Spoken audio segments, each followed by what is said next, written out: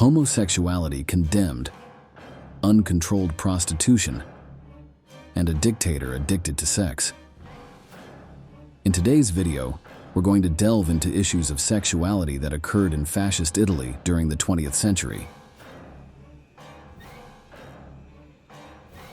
Get ready for a journey back in time and to explore the perversities of the authoritarian rule of Il Duce.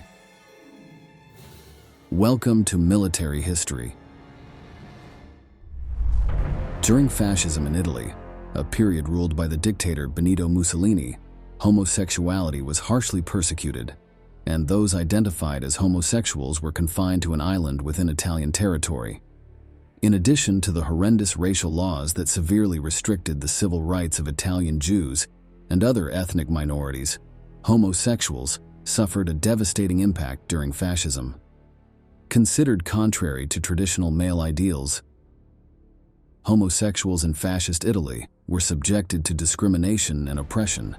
Prior to and during World War II, in totalitarian Italy, homosexual men were labeled as degenerates and often assaulted by authorities. While no discriminatory laws against sexual dissidents were enacted, the government created an atmosphere where open manifestations of homosexuality could be forcefully suppressed with the approval of the population.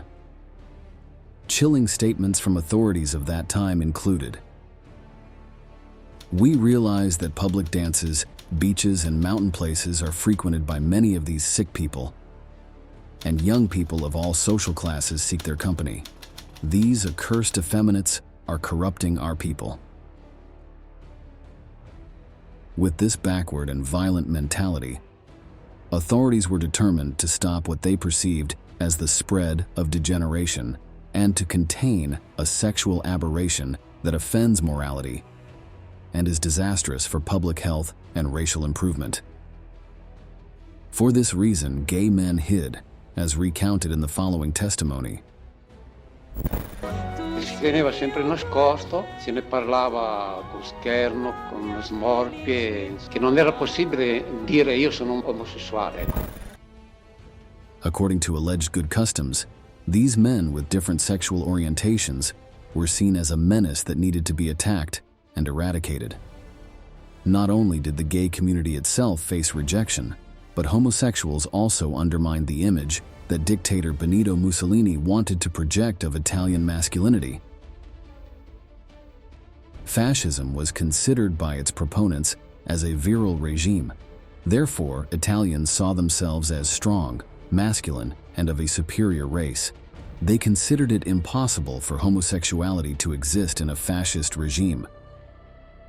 Since Mussolini believed that this condition was a foreign vice imported from Germany or England, unrelated to Italian blood. Hence, the strategy was to cover up the issue as much as possible. In 1938, dozens of men believed to be homosexuals in Catania were arrested and sent into internal exile. An archipelago south of Italy became the setting where authorities sought to erase gay men from the national map. About 600 kilometers away, on the island of San Domino in Tremitis, these prisoners endured harsh detention conditions. They were expelled from their homes solely based on suspicion and interned on an island as if they were mangy animals. These groups of men arrived in handcuffs, treated like criminals, and were housed in large Spartan dormitories without electricity or running water. During their transfer to the cells, soldiers mistreated them, beat them, spat on them, and derogatorily called them femminile, a disparaging term for effeminate men. Once installed on the island, they were forced to perform forced labor for meager pay, eventually being considered to some extent as slaves. The prisoners knew that the exposure of their homosexuality had caused shame and anguish to their families in deeply conservative cities and towns. In those days in Italy, being a gay man meant not being able to leave one's home, let alone make oneself noticeable. The police would arrest and punish anyone displaying such behaviors. It is profoundly ironic that in Italy during that time, they could only find a certain degree of freedom on a prison island. For the first time in their lives, these men were in a place where they could be themselves, free from the stigma that normally surrounded them in their devoutly Catholic country in the 1930s. They were confined under prison rules, but some found that life in the country's first openly gay community was a liberating experience, as recounted in a testimony from that era. Questa vita, se continua così, non mi dispiace affatto. Il cameratismo, tanto screditato dal tenente, in fondo è divertente.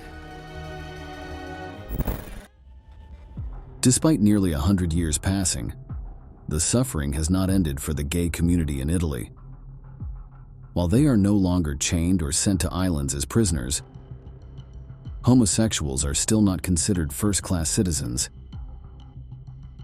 This is evident in the fact that the state does not extend any legal rights to same-sex couples, laying the groundwork for a deeply fascist Italian community that refuses to die.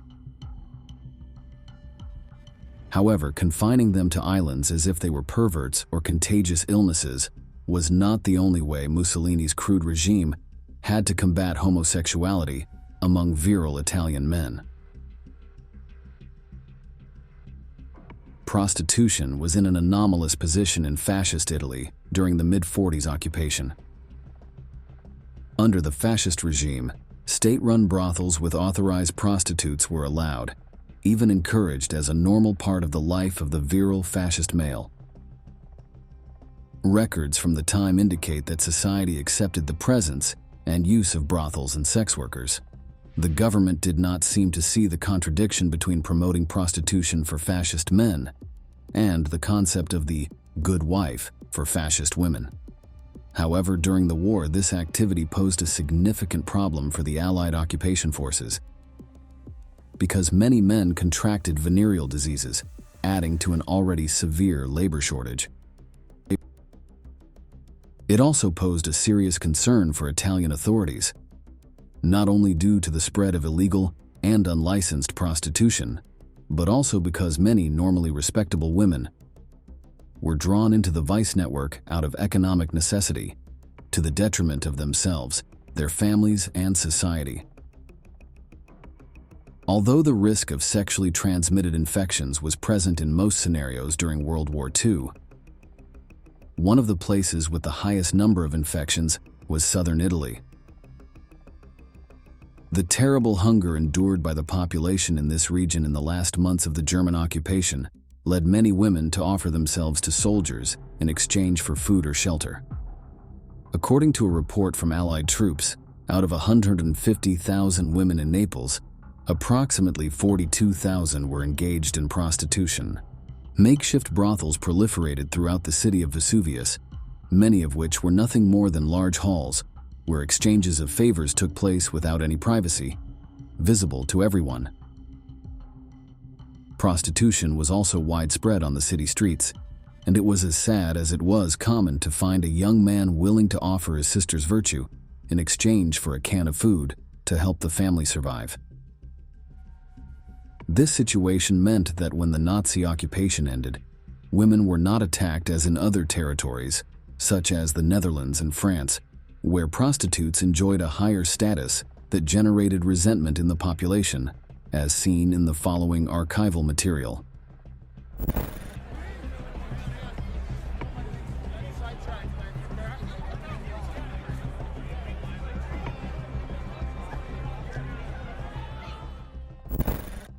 The prevailing promiscuity of the time caused a violent epidemic of gonorrhea among Allied troops in the winter of 1943 and 1944.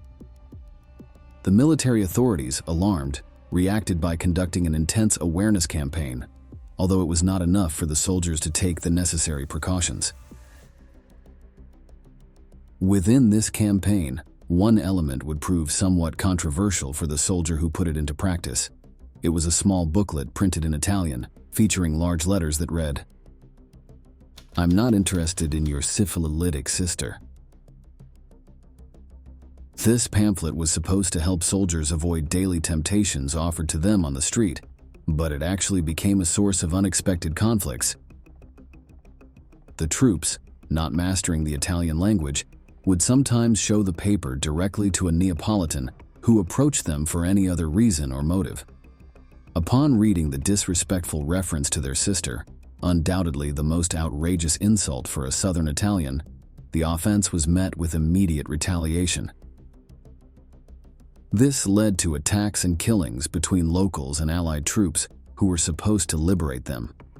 This over-sexualization of Italian society, whether through the promotion of prostitution or the portrayal of the Italian man as a virile male providing satisfaction for ladies, had one and only one responsible figure: Benito Mussolini. Mussolini was responsible for establishing a fascist regime in Italy, built upon the ideas of supremacy, nationalism, and racial purity, which he maintained from 1922 to 1943. Beyond his fixation on sexuality and being considered a depraved or sex addict, the truth is that the reputation of the unrestrained lover and libidinous symbol of Il Duce was well known throughout Italy during his time in power. Furthermore, his sexual appeal was a way of asserting dominance. If no man could match his exploits in bed, no man could challenge him for power. This basic and masculine reasoning was how Il Duce managed his relationship with both power and sex. Great historical dictators, aside from their political personas, often hide a dark side in their private lives. For example, much has been written about Adolf Hitler's sadomasochistic or incestuous behaviors. Regarding Benito Mussolini, however, more documents are emerging that certify the Duce's sexual obsessions with the numerous women who passed through his office. The Italian dictator was a sex obsessive, a sick individual with brutal behaviors. For the fascist leader, making love was synonymous with violation, and his sexual desire was insatiable. Mussolini's amorous escapades have been referenced in numerous biographies, and his chauffeur's memoirs claim that the dictator had relations with over 7,000 women during his rule. According to testimonies from the time, sex with the dictator was fleeting, lasting no more than 5 minutes, during which he showed no concern for the satisfaction of his occasional companions. He behaved like a beast in heat. His megalomania was such that he tried to avoid strong-willed women, or those with a certain initiative, because it nullified and sexually inhibited him. He needed to dominate both inside and outside the bedroom. He enjoyed perverse sex as long as he was the one in control of the relationship at all times, a kind of 50 Shades of Grey with a fascist twist, where Il Duce decided all the terms of the relationship. The dictator had an abusive and perverse habit. Hundreds of love letters arrived at his office daily from all over Italy. The correspondence was sorted into 2 categories: letters from new women and letters from known women. The latter were discarded, and a new filter was applied to the former, leaving a list of names for the police to investigate and verify the physical attributes of the candidates, ensuring that the relationship did not pose any risk to the supreme leader. After the check, Mussolini was shown their photos, and those he selected were invited to share an intimate moment with him. Of all these women, one lover in particular was his great love, Clara Petacci. She was his confidant and chief concubine, for whom he professed a devoted love, which in no way stopped him from satisfying his voracious sexual appetite with many other women, of which Clara was fully aware.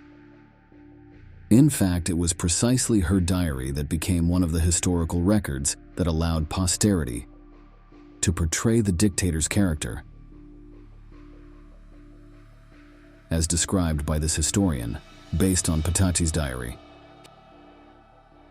Mussolini, perhaps like other busy executives, I don't know, finds time to ring his lover a dozen times a day, and every time he rings, she writes down. The diary is really scrawled, often with quite short entries, and then she'll flip the page over and scroll down some more. He met Clara in 1932, at that time being married for 17 years, to his second wife, Rachele Guidi, with whom he had 5 children and from whom he never divorced. He was 49, and young Petacci was only 20. Initially, they used to meet at church on Sundays and then spend the entire afternoon engaging in wild sexual relations in Mussolini's office, a custom recorded in the young woman's diaries. I kiss him, and we make love with such fury that his screams seem like those of a wounded animal. Petacci described the sexual encounters with the dictator as an almost barbaric act, boasting that sometimes they lasted for hours, copulating until Mussolini's heart hurt. This animalistic lover's fury was expressed by Mussolini himself in his manner of addressing his young lover, noted by her with a mix of fascination and fear in her diary. I love you madly.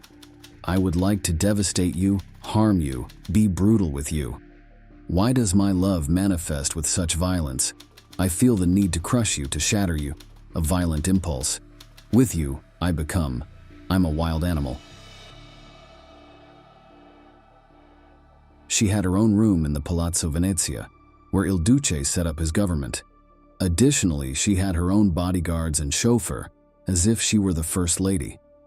Clara was the only one who could contest the love that had, until then, belonged to his wife Rachele, who was also fully aware of her husband's escapades, but accepted them as more of a carnal necessity than a mark of infidelity. The machismo bias that tinted the fascist ideology is clearly distinguishable in these aspects of the relationship of the authoritarian Italian leader. Some authors claim that Mussolini had some kind of illness that constantly obsessed him with brutal and violent sex. However, this seemed to fascinate Clara, who, at the moment of Duce's capture, chose to stay with him and die by firing squad instead of escaping, as immortalized in this archive. The bodies of the ex-dictator, his mistress, and fellow fascists were left lying in the square, and the enraged Italians took the opportunity of kicking them and flinging rubbish on them.